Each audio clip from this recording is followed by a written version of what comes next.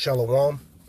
Before I begin this video, all praise, honor, and glory goes into Yahweh, Bahashem, Yahweh Shai, Bahashem, Rakakwadash. Double honors to the elder apostles of Great Millstone, GMS, who rule well and teach well and taught us his truth, as well as a sincere salutations to the elder bishops, along with you brothers who are laboring all throughout the four winds of the earth in sincerity and in faith. Yahweh Ba'ashem Yahweh Shai, Ba'ashem Rakakwadash, Barakatham, and to you brothers. And the title of this lesson is Wicked Infrastructure Celebrates the Downfall of the Israelites. These different arches, right? This Independence Arch is basically just a giant arch commemorating, right, the accomplishments of Esau, how he rules over the Israelites, and his triumph, right? Esau Edom's triumph. So I'm gonna just play a little bit of this, just going into some of the just Trump Tower origins, and how it ties into the current plans that they have to build this arch. So this is where the proposed arch is going to be. Not just to money, but to one man's name. What rose on Fifth Avenue was more than a skyscraper.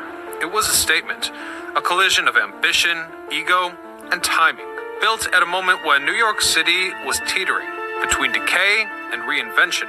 The site had once been home to one of the city's most elegant department stores, a showcase of fashion and modern art, but that legacy was erased, literally, to make room for something louder, shinier, and far more divisive, Trump Tower.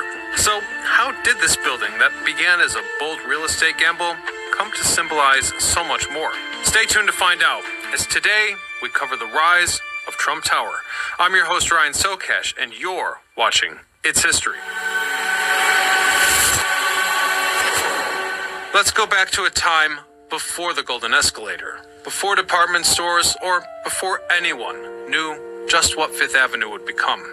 For most of the 19th century, Fifth Avenue was nothing like the glittery stretch that it is today. It was unpaved, lined with brownstone townhouses and trees, and had a reputation not for shopping, but for stature. In fact, if you were anyone in New York society, especially after the Civil War, Fifth Avenue was the only place you wanted to be. The street first rose to prominence thanks to a deliberate shift in where wealth and culture chose to plant themselves. While downtown bustled with commerce and chaos, uptown, specifically around what is now Midtown, became the canvas for a different kind of power. Residences began climbing the numbered street above 42nd, and with them came the titans of New York. Names like Astor and Vanderbilt made their mark here, sometimes quite literally. Take Caroline Astor, monarch of one of New York's most formidable families, ruled the city's social hierarchy from her mansion on 34th and 5th. Just a little further up, the Vanderbilts built an extravagant cluster of mansions, which some critics dubbed Vanderbilt Row. To make a point, Fifth Avenue wasn't just an address, it was a throne. But the reign of private mansions wasn't meant to last forever. As Manhattan continued its vertical evolution, the land itself became more valuable than the elegance sitting on top of it. By the early 20th century, the same families who had built their legacies there were watching as commerce closed in around them. The block where Trump Tower would eventually rise, 725 Fifth Avenue, was part of this transformation. Once lined with private homes, the site sat just off the corner of 56th Street, a location increasingly eyed by developers and department store magnates looking to capitalize on New York's booming consumer culture. And so, as the Jazz Age roared into the 1920s, the residences on that block fell one by one to the demolition crews. The future of Fifth Avenue was no longer residential, it was retail. What replaced those homes would define luxury and modernity for an entire new era. Enter Bonwit Teller, a name that would shine in gilded letters long before anyone had ever heard of Trump Tower. Before Fifth Avenue became a shrine to brand names and skyscrapers, one immigrant, with an eye for elegance, made his mark there by redefining what a store could be. Paul Bonwit was born in Hanover, Germany. Like many immigrants of his generation, crossed the Atlantic seeking something bigger, though he arrived not with wealth or social standing, but with ambition to make something of himself in America's most relentless city. By the 1880s, he began working as a clerk in a dry goods store in New York City.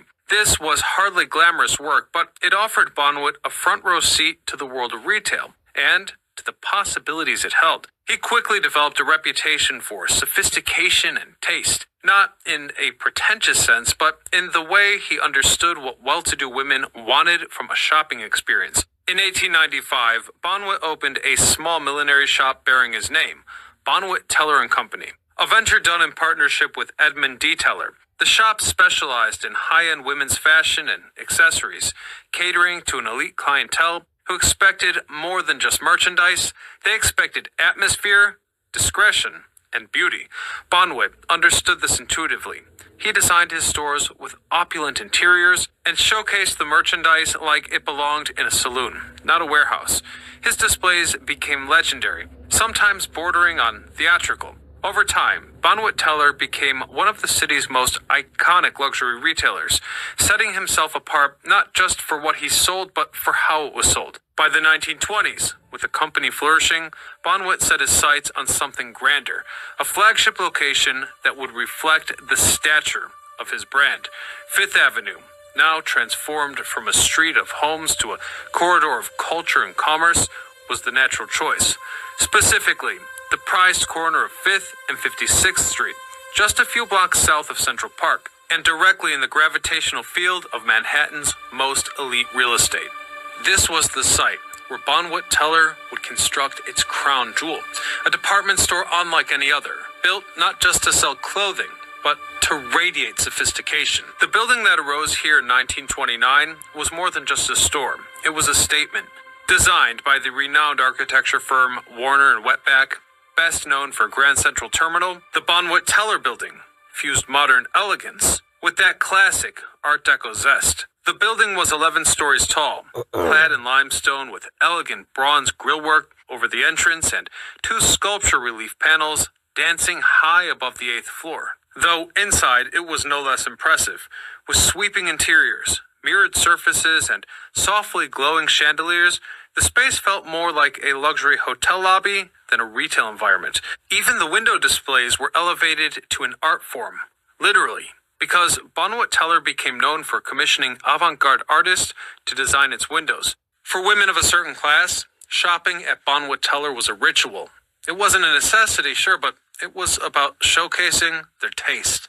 The sales staff were trained to be discreet, helpful, but never overbearing. In many ways, the store reflected Paul Bonwit himself, elegant, measured, and always a few steps ahead of the trends. Though before the time the Fifth Avenue store opened, Bonwit had already stepped back from the day-to-day operations. He retired in 1929, the same year that the flagship opened its doors, only to pass away in 1939, having watched his modest vision grow into one of Manhattan's most respected fashion institutions. Bonwit was laid to rest in an ornate mausoleum in Woodlawn Cemetery in the Bronx. And it's worth pointing out that the mausoleum's architecture quietly echoes the same classical grandeur that defined his entire brand. Anyhow, as the decades passed, the store weathered both the Great Depression and the shifting styles of the post-war era. Throughout the mid-20th century, Bonwit Teller remained a fashionable fixture on Fifth, though it changed hands multiple times, from the Atlas Corporation to Genesco and eventually Allied stores. But by the late 1970s, the sparkle had finally begun to fade. New competition, changing retail habits, and financial mismanagement hollowed out the store's once grand image. And so it was. Allied put the site up for sale in 1979 and brought the end to an era. Just 50 years after it opened, the building that had helped transform Fifth Avenue into a luxury corridor was marked for demolition. It would be replaced not by another department store, but by something even flashier. A shameless, self-branded skyscraper that promised its very own version of luxury, as well as an entirely different kind of legacy. By 1980, New York was a city suspended between ruin and rebirth. The fiscal crisis of the 70s had left deep scars, but in the gaps, new ambition began to grow. And this is the decline of Esau Edom. He was all the way at the top. And then he slowly but surely has just descended. And at least one man saw that chaos not as a crisis, but as a golden opportunity. Donald Trump was the son of a successful outer borough builder, but his ambitions were strictly Manhattan. By the time he bought the Bonwit Teller building, Trump had already cultivated a public persona as bold and brash as the projects he wanted to build. And nothing would symbolize that ambition more than the demolition of a Fifth Avenue landmark. At this point, the Bonwit Teller building had been in New York since 1929. It wasn't just a department store, it was an icon of Art Deco elegance. Its limestone facade was adorned with ornamental grillwork and paired with 15-foot sculpted reliefs high above the entrance. These sculptures were so notable that the Metropolitan Museum of Art had formally requested both the bronze panels and the limestone sculptures for preservation. Trump initially agreed on the condition that it wouldn't cost too much or slow down the schedule. But when demolition began in June of 1980, the sculptures were smashed into pieces without notice. The ornate grillwork vanished. Nothing was salvaged.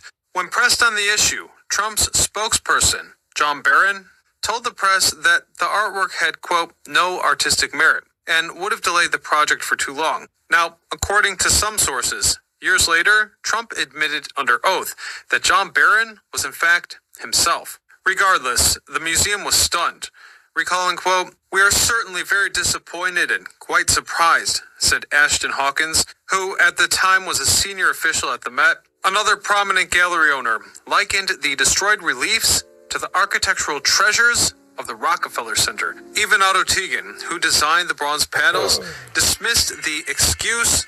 Which you can see that all these have, Greco-Roman influence.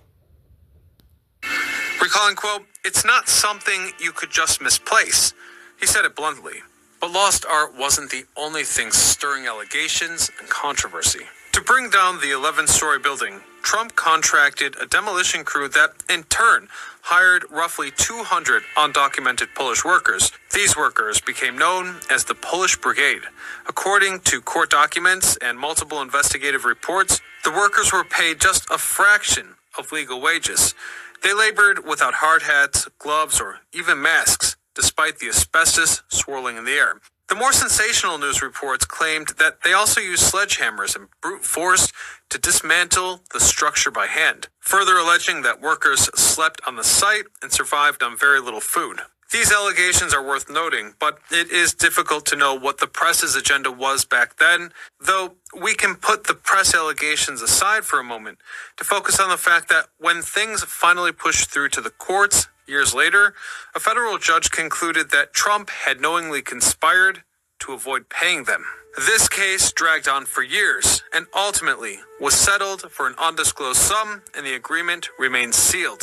Hence, we'll never really know the truth behind the story. Still, for Trump, the outrage was beside the point. The building was gone, the art was gone, and soon, the empty lot left behind would bear only one name, his. And now it was a blank canvas, waiting for a very different kind of monument, one built not for beauty, but for branding. Trump Tower was designed by architect Dur Scott, a man whose name is less familiar than his glass and bronze legacy. Scott wasn't new to Manhattan. Which, I'm gonna try to get that,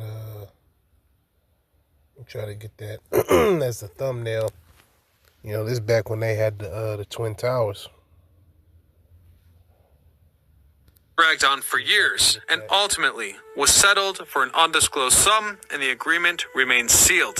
Hence, we'll never really know the truth behind the story. Still, for Trump, the outrage was beside the point. The building was gone, the art was gone, and soon, the empty lot left behind would bear only one name, his. And now it was a blank canvas, waiting for a very different kind of monument, one built not for beauty, but for branding.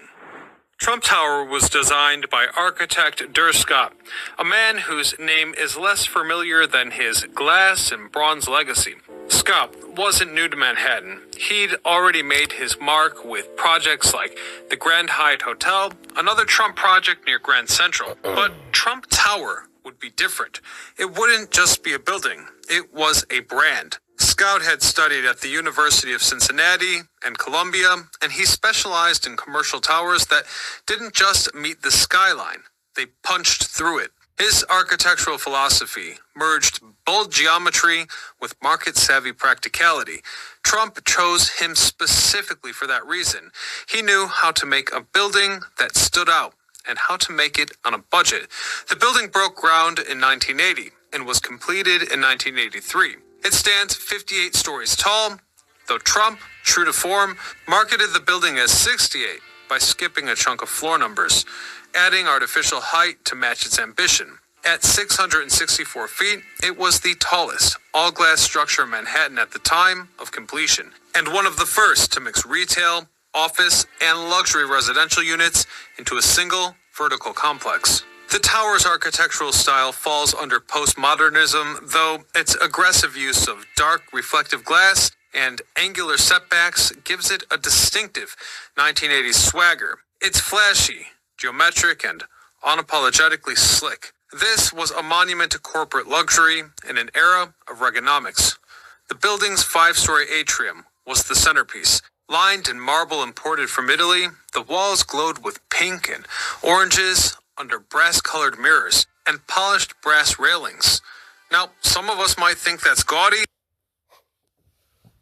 Edom. You know, Esau Edom, of course, trying to make it look like Petra, man. You had to, you know, it basically looks like a cave, right? But others considered it to be rather regal. Anyhow, the real showstopper was the grand escalator, stretching up from the ground floor like a golden tongue, surrounded by cascading interior waterfalls, live trees, and seating areas that mimicked a luxury hotel more than a typical Manhattan lobby. But behind the opulence was a clever deal with the city. You see, in exchange for creating a privately owned public space like the atrium or the garden areas, Trump was actually granted additional air rights, allowing him to build taller than the zoning laws would have normally allowed. In theory, these spaces were to remain accessible to the public during set hours, but as we'll see later, the definition of public was sometimes stretched. Trump Tower housed a mix of tenants from the start. The lower levels were occupied by high-end retail, including Gucci, while the middle floors held office space, much of it leased to Trump's own businesses. The upper floors were home to luxury condominiums, marketed to the elite and international investors looking for a prestigious Fifth Avenue address. Trump himself claimed the triplex penthouse at the top, modeling it after Versailles, more fit for Vegas than Fifth Avenue. Whereas architecture critic Paul Goldberger I was trying to pause it.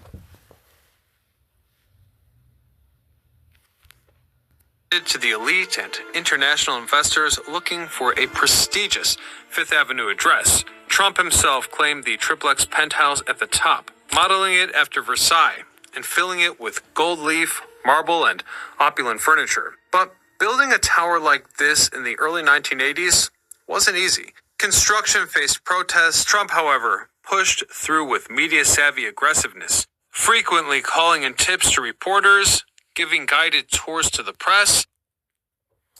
Which I'm going to go ahead and just get a few precepts. This might be split up into a part 2. Because, you know, there's also the article This more so is just part one, basically.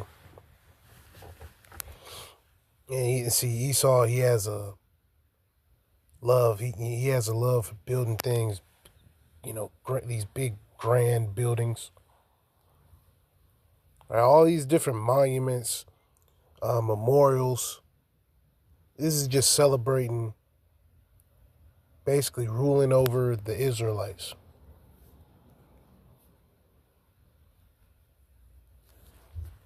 All right, this is the book of Micah, chapter 2.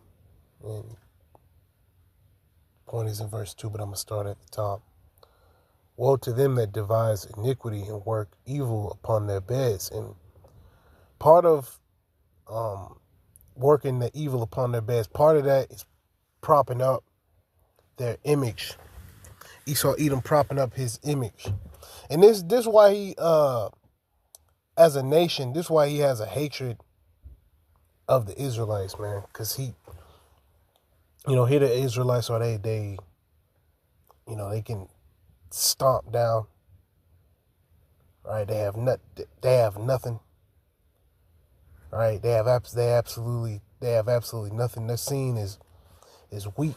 So Esau Edom, in his mind, he has this it's constantly in his mind to see the Israelites as the prey and him as the predator. Right? So seeing us in our lowest state, it makes him want to stomp on us even harder. That's why as time is going on, this devil has risen up and up and up, and now it's to the point where he about to get taken out of the way. All right, it says, when the morning is light, they practice it because it is in the power of their hand. Yeah, so they have the power to do these things, right? When you want to build a building, you got to go to Esau. These different zoning laws, these different laws that are set up, that's for Esau to take advantage. Esau Edom being the self-proclaimed so-called white man, right? Starting off with the international elite, which Trump rubbed elbows. Trump, rubs elbows with these elite. He basically low level. Trump himself is basically low level, though. But he does know and rub elbows with these international bankers. Right? Verse 2, and they covet fields and take them by violence. And the whole New York, at one point, belonged to the Native Americans. Until, and now look at it. Now look at New York City, man. Just in that small amount of space, they've managed to build all that up. And if he could, he would have everywhere in America look like NYC. He just don't have the time on his hands to do it. All right, it says, and they cover fields and take them by violence and houses and take them away. So they oppress a man in his house, even a man in his heritage, right? And part of the suppression and the oppression of the Israelites is him setting up his house, him setting up his heritage, his wickedness, these big ass buildings. And it's all types of wicked acts being done in these big ass high rise buildings. And let's just get I'm gonna ask the chat some questions about the actual land, the land in New York City and who it belonged to, because I know it belonged to so-called Native Americans, but I don't know too many details about it. All right, so I asked, did Native Americans own the land that is now New York City?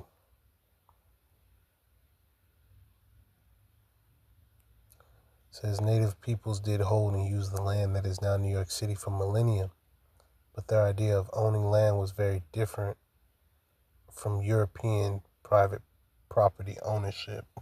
Fucking devils. Oh man.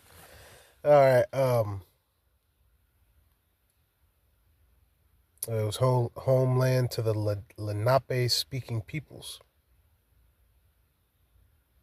often called Lenape or Delaware, which you have a state named Delaware, with related groups like the Canarsie and others using parts of Manhattan, Brooklyn, and nearby islands. So you had the Northern Kingdom all up and through there. They hunted, fished, farmed, and traveled through the region and established territories and village areas, treating it as their ancestral homeland, in which, them being Israelites, they were going off, practicing, because the so-called Native Americans, they practice, basically the worship of animals, right? Certain, sacrifices. When you really go into how the Native Americans operated, so-called Native Americans operated, you're actively going against the Heavenly Father and His Son, Yahweh Shem Yahushua. Part of our captivity and part of us being trodden down is taking part in that. Because, that's not something that we were ever supposed to be doing. Yet, it was prophesied for us to go off and then have this damn devil rule over us.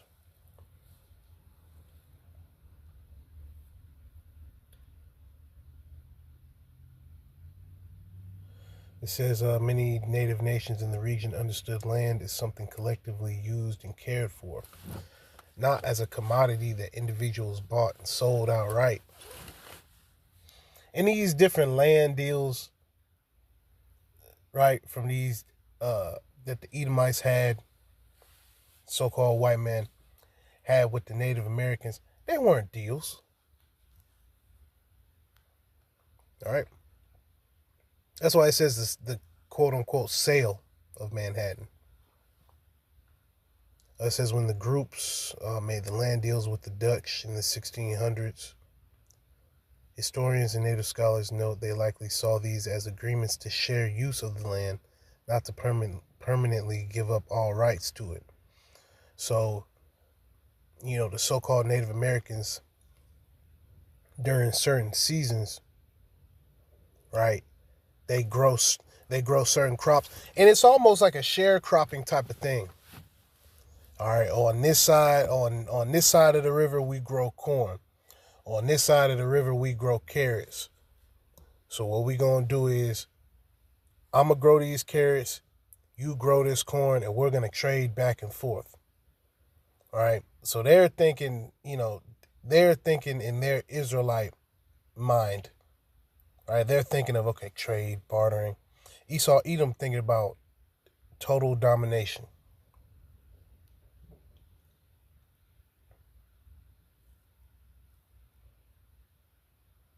Damn. It says in 1626, Dutch colonial leader Peter Minuit made the famous transaction often described as buying Manhattan for goods worth 60 guilders. Next to nothing. Modern research suggests the native side probably did not interpret this as selling their island forever. They expected to continue living and using it even after the agreement. It says so Native Americans were the original inhabitants with their own systems of territorial rights and responsibilities over the land that is now New York City. But the European concept of exclusive permanent land ownership was not how they understood those relationships. So even the chat knows that they were basically robbed, right?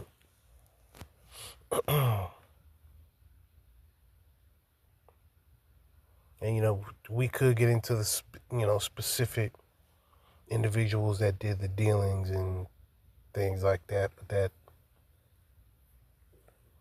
That's basically it. So this damn devil, he's a thief. And he does that to this day. He'll put the Israelites in the lowest state. And when they're in that lowest state, they'll basically give up or sell what they have for next to nothing. Which they constantly do that. They do that with real estate constantly. All right, which we know it is, gentrification, redlining.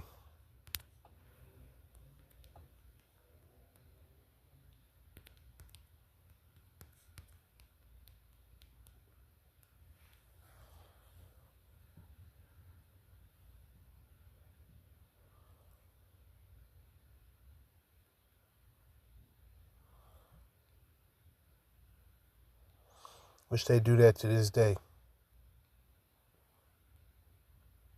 They just screw over Jake.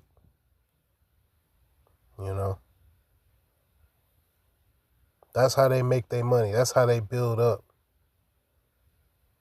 By screwing over Jake.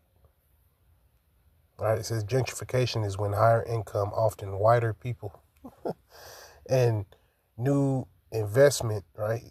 And that's them other nations as well. They're part of it as well. We cannot forget them. It says move into historically lower income areas, bringing rising rents, property values, and new businesses.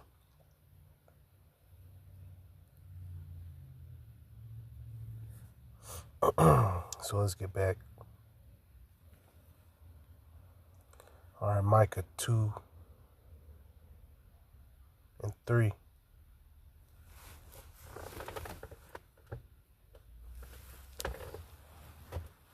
Says, therefore, thus saith the Lord, behold, against this family do I devise an evil, from which ye shall not remove your necks, neither shall ye go haughtily, for this time is evil. So now look at us. We flash forward to 2026. Esau is backflip stomping on us, right? We in the position in which we need to be saved. We need a savior. And our savior, Lord's will we be of the elect, is Yahweh Ba'ashem Yahushai. It says, in that day shall one take up a parable against you and lament with a doleful lamentation and say, we be utterly spoiled. He hath changed the portion of my people. How hath he removed it from me? Yeah. So he came over here, stomped out the Israelites, put, chains around, in which these so-called Native Americans, they were enslaved as well. You got the Trail of Tears. They were enslaved, right? Killed. To the point where you don't even really, for real, see God like that. Now, of course, there's a bunch of them. And then, of course, you have Israelites who may look like, they belong to the tribe of Judah, and they're actually, Gadites. Like, you never know. Some brothers, could be Gadites. I could be a Gadite. One of the 12 tribes of the house of Israel.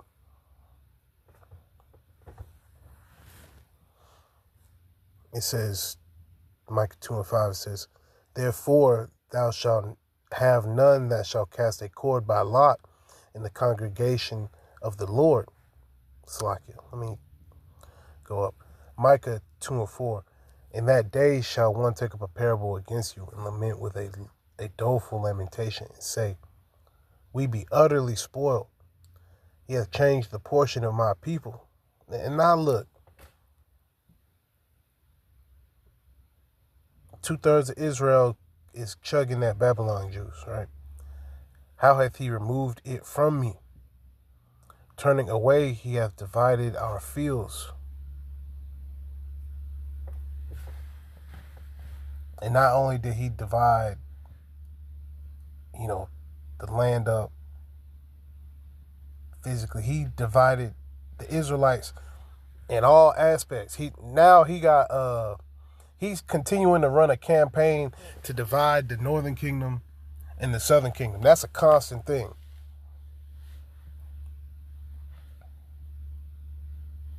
And for the most part, it's work. It's work with the 2/3. I get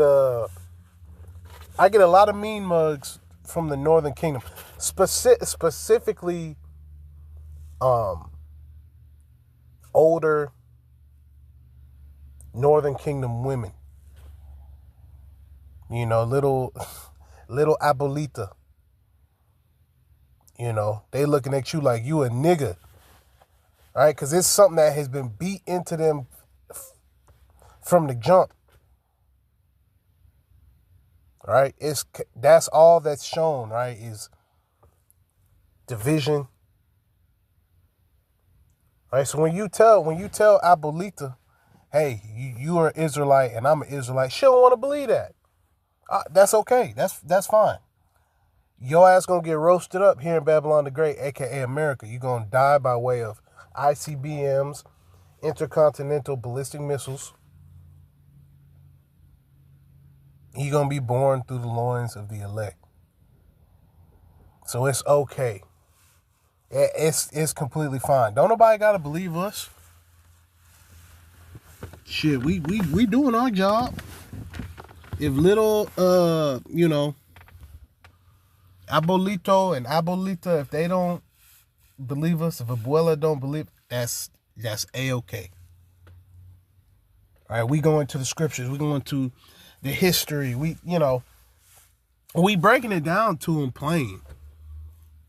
So if you don't accept it, right, if you so-called Latinos don't accept that you are the Israelites, right, then you just 2/3. You a 2/3 Israelite. If you don't, ain't nobody getting beamed up unless they believe that they are an Israelite and that they are an Israelite. You have to be an Israelite. You have to be of the elect of the nation of Israel to be beamed up. That's it. If you ain't an Israelite that's of the elect, you're not getting beamed up. That's why, we hope and pray that we are of the elect of the nation of Israel, because we understand how important that is. Abuelita trying to point to the small hat and say that he the Jews. And she's been lied to. All right? Micah 2:5, it says, therefore thou shalt have none, thou shalt have none that shall cast a cord by lot in the congregation of the Lord. Prophesy ye not, say they to them that prophesy. Which once again, going into the northern kingdom, right? It constantly, once again, and the spotlight is on the women. Northern kingdom, the northern kingdom, the northern kingdom as far as the men, y'all just as bad. I'm just putting the spotlight, on the northern kingdom women, man. Especially the older ones. They have a hatred for the so-called Negro. Which is cool, whatever. It don't bother us. We don't give a shit.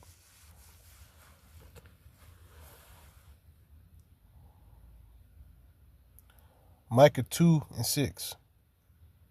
All right, or Salaki 2:7.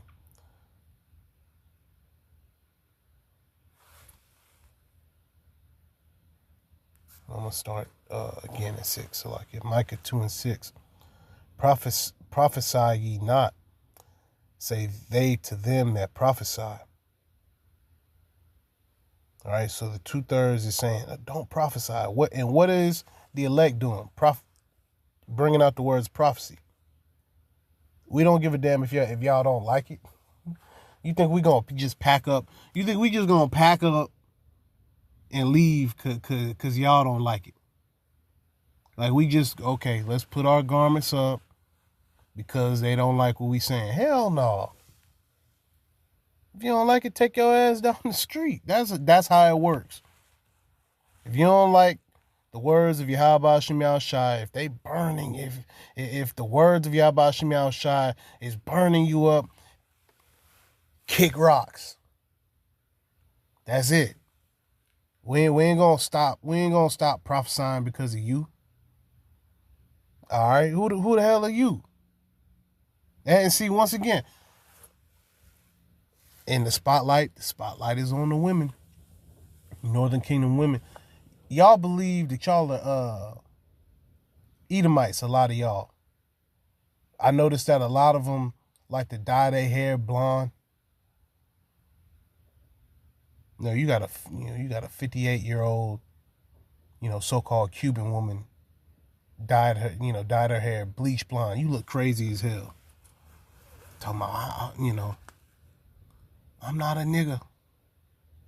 And then they love because they speak Spanish. They speak one of the languages of their oppressor. All of a sudden they say they from Spain. Our people are fucking gone, man. That's why 2/3 of our people gonna be destroyed on this side. Yet, they gonna come back to the loins of the elect, so they gonna be all right in the kingdom. It's just on this side, they got to feel the missiles. Micah 2:6, prophesy ye not, say they to them that prophesy.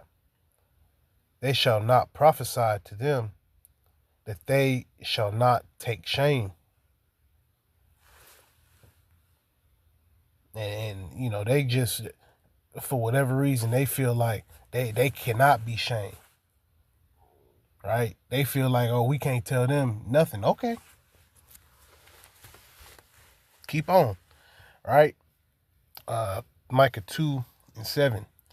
And it reads, O thou that art named the house of Jacob, is the spirit of the Lord straitened? Are these his doings?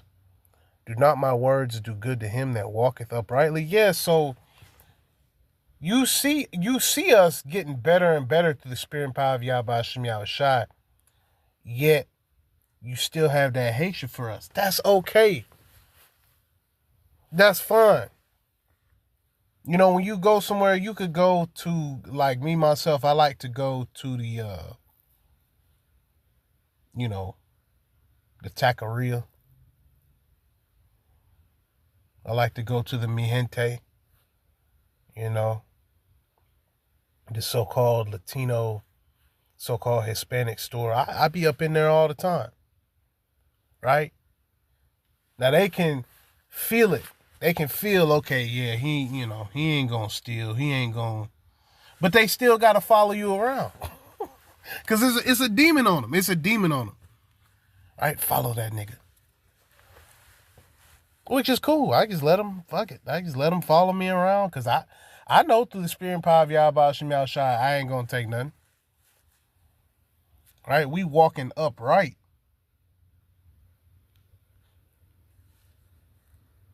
Micah 2:8. Even of late my people is risen up as an enemy.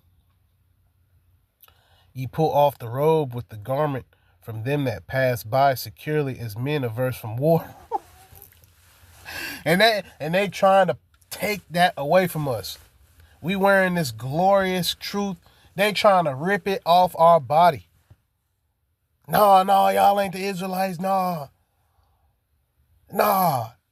See, our people, they done rose up as an enemy. The Israelites, the 2/3 of Israel coming at us harder than the heathen when it comes to this truth. Right? Jake swear up and down, y'all ain't the Israelites, y'all ain't the Israelites. Then, right next to you, you got a Moabite saying, no, these are the Israelites. And salvation ain't for the other nations. Yet, these other nations, they can see, okay, yeah, it's definitely some truth to what's being said. It's you hard-headed 2/3 niggas that have an issue with this truth, and that's okay. Your ass is gonna die. We just saying it plain. You are going to die. You are going to perish here in Babylon the Great, aka America. If you of the 2/3, you can keep on with the 2/3 activities. It's gonna land you. It's gonna land a damn an explosion on top of your damn head, man. All right, it says Micah 2 in 9. It says, "The women of my people have ye cast out from their pleasant houses. From their children have ye taken away my glory forever." All right. So for a certain amount of time, now we're starting to get that back. All right. And when we're in our full glory, that's when we in them new bodies. Ain't nobody gonna have nothing to say then. At all. That's not gonna be a thing. You're not gonna hit in the kingdom, you're not gonna hear a woman, an Israelite woman sitting there. Oh, they talking about they the Israelites.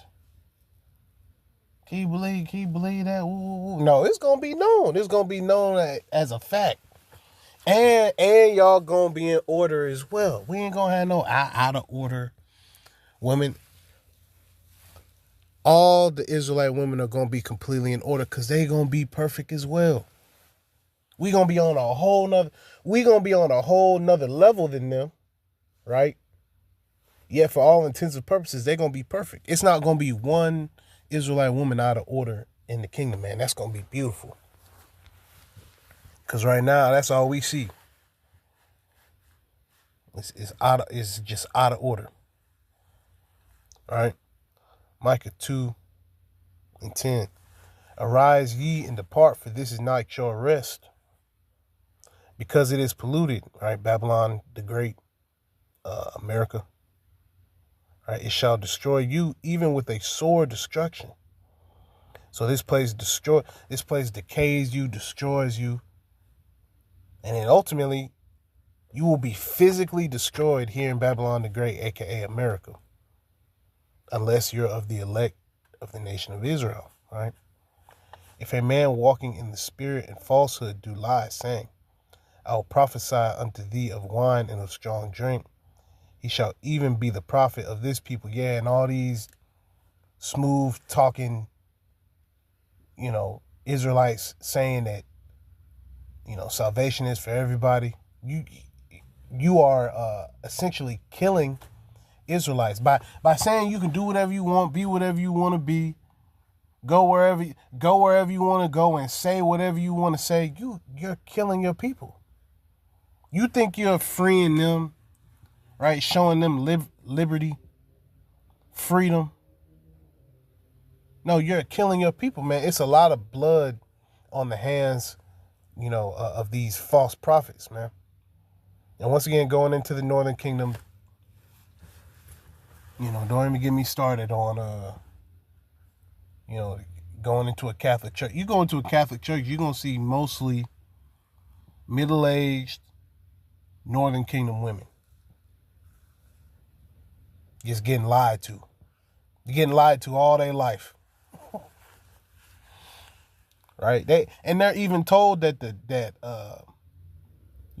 devil, you see these different pictures in these Catholic churches of the devil.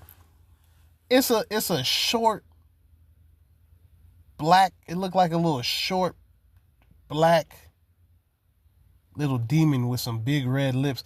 And that's the same way that they would portray, the so-called Negroes back in the, I believe, if I'm not mistaken, I believe this is like 20s, 30s, 40s artwork where they got the big, he eating a big ass wedge of watermelon. These big red lips. Right? It's that same, they're constantly putting the Israelite man as the face of danger. And you gotta watch him. He'll take from you, he'll this, he'll that. So it's being drilled into the minds, right, of the Israelite woman. It's being drilled into their minds, their whole entire existence.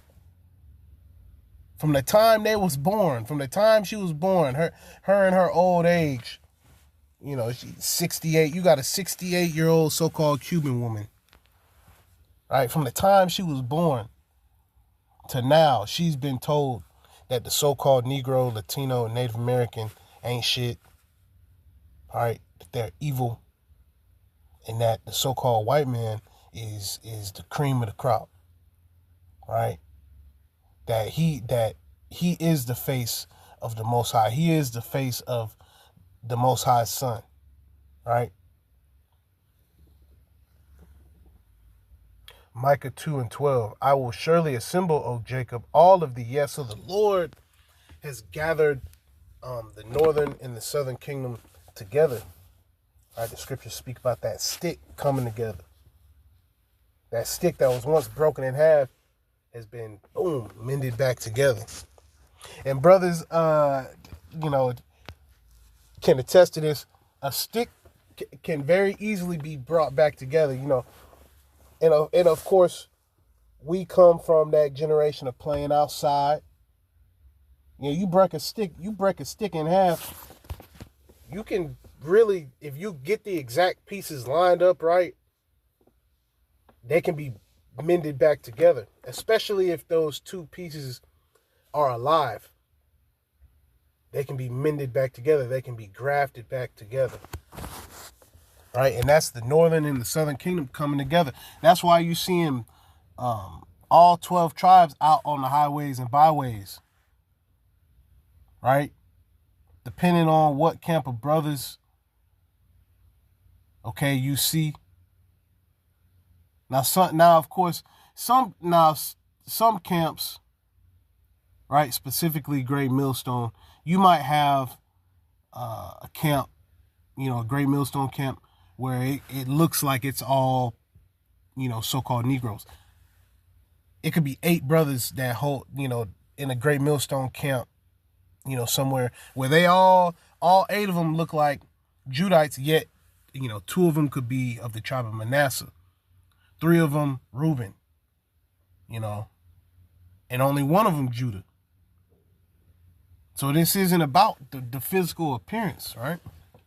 That's why, once again, the Lord is assembling and gathering up his elect from all the 12 tribes of Israel, right? You have the 144,000, 12,000 out of each tribe, right?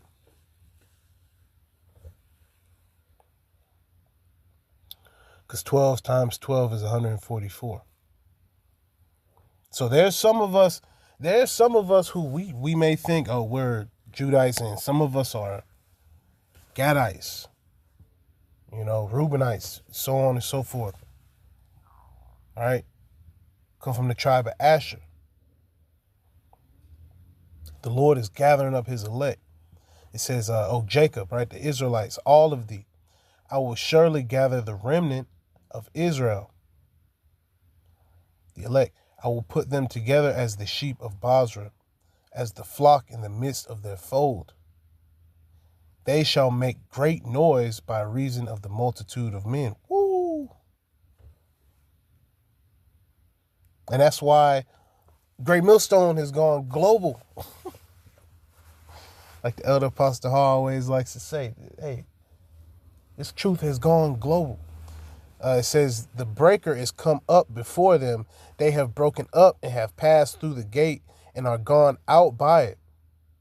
And their king shall pass before them, and the Lord on the head of them.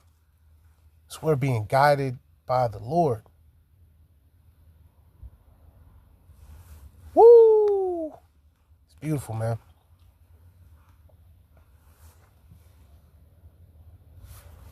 And this damn devil, he think he gonna, you know, stomp on us and break us up. No, the elect of the nation of Israel being gathered up more and more. Day by day. It ain't getting more divided. See, these people here in Babylon the Great, they getting more divided. Right? Yet, the elect of the nation of Israel, their Lord's will would be of the elect being gathered up and assembled more and more day by day. The Lord is building up the elect day by day.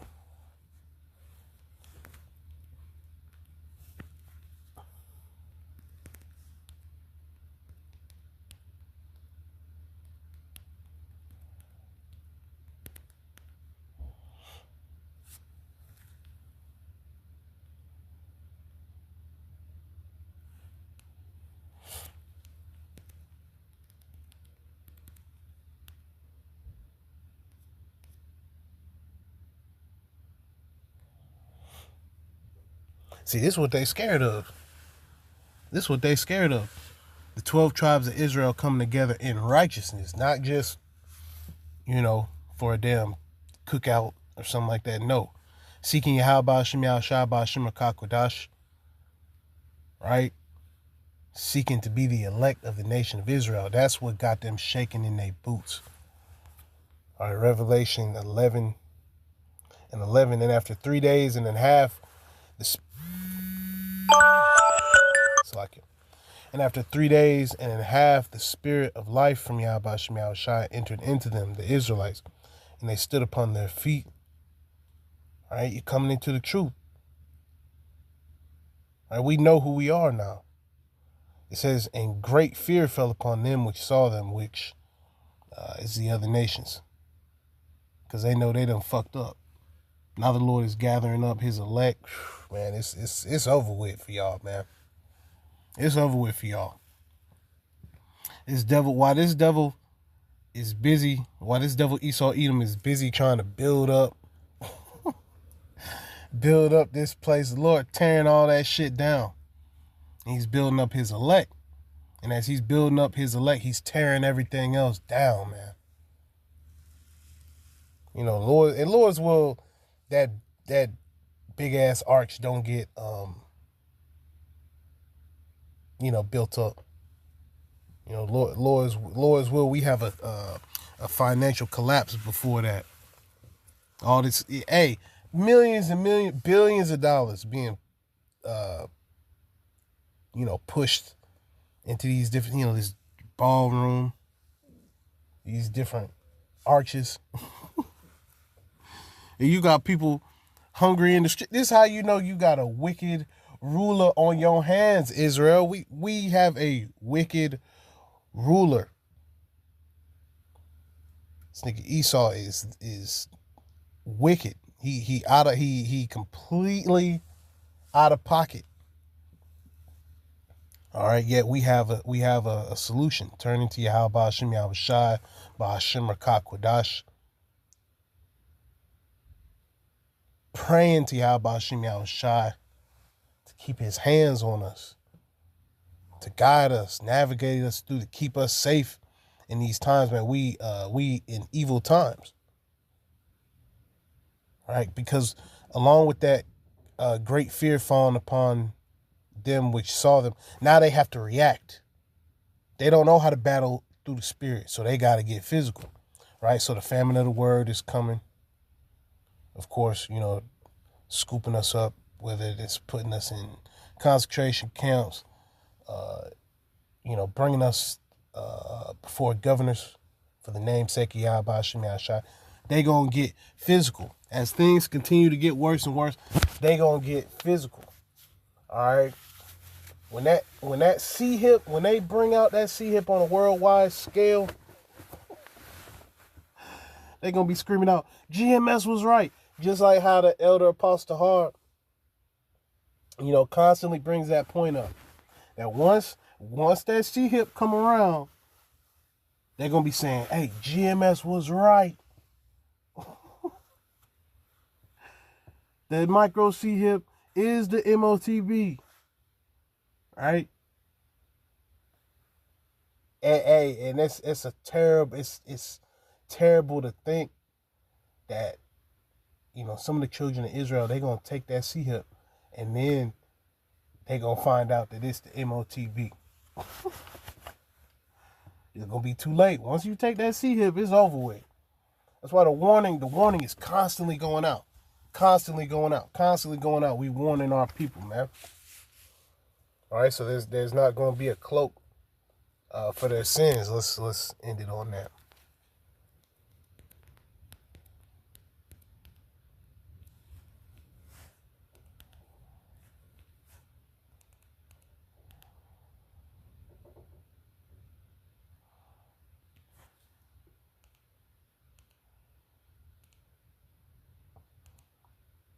I believe that's how it's spelled.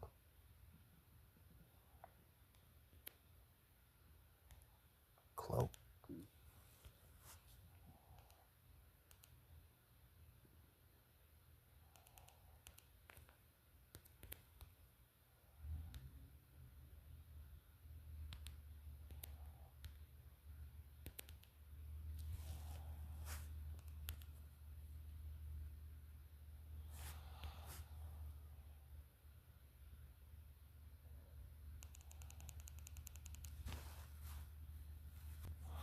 And I believe I may have spelled it wrong, Salakia. And sometimes with the app, with the apps, if you don't get it exactly right, or if you might press a space button, it won't show up. John 15:22. If I had not come and spoken unto them, and how did the Lord do that? He did that by way of the prophets, right? Starting off with the elder apostles of Great Millstone, right, on down, and the men who came before them, specifically, the 7, right, including High Priest Abba Bivens. It says, if I had not come and spoken unto them, they had sinned. Yeah, so if the prophets never came on the scene, all right, Jake would just be in the dark. He wouldn't know what's going on. But the prophets are on the scene and done been on the scene. It says, but now they have no cloak for their sin. Yeah, so the warnings are constantly going out. The warnings are constantly going out. So this, you can't say, oh, I don't know. I ain't know that. I ain't know that the MOTB was the C-hip. Well, you know now. So if you go against the words of the Lord, right, and if you go and you get that C-hip, you're going to be destroyed. And 2/3 of our people are going to go against the words of Yahweh Hashem Yahushua and be destroyed, man. And ultimately come back through the loins of the elect. That's the good news, right? That they're going to come back through the loins of the elect. Lord's will we be of the elect, man. All right, so with that, Lord's will, you are edified. Call halal, Yahweh, Bahashem, Yahweh Shai, Bahashem, Rakah Kodash. Double honors once again to the elder apostles of Great Millstone, GMS, who rule well and teach well and taught us his truth, as well as the sincere salutations to the elder bishops, along with the brothers, right, who are laboring all throughout the four winds of the earth, right, in sincerity and in faith. Yahweh, Bahashem, Yahweh Shai, Bahashem, Rakah Kodash, Barakatham. And to you brothers, man, may Yahweh, Bahashem, Yahweh Shai continue to work with you brothers and guide you brothers, man, and keep you brothers safe in these evil times. Okay, this place is getting even more and more wicked and evil. So Lord's will we be of the elect. We shine, brighter and brighter all the way until the coming of our Lord Yahweh Shai HaMashiach. All right. Yahweh Hashem Yahweh Shai is going to save the elect of the nation of Israel. So Kwam Yasha Allah and Abba Babal. Shalom.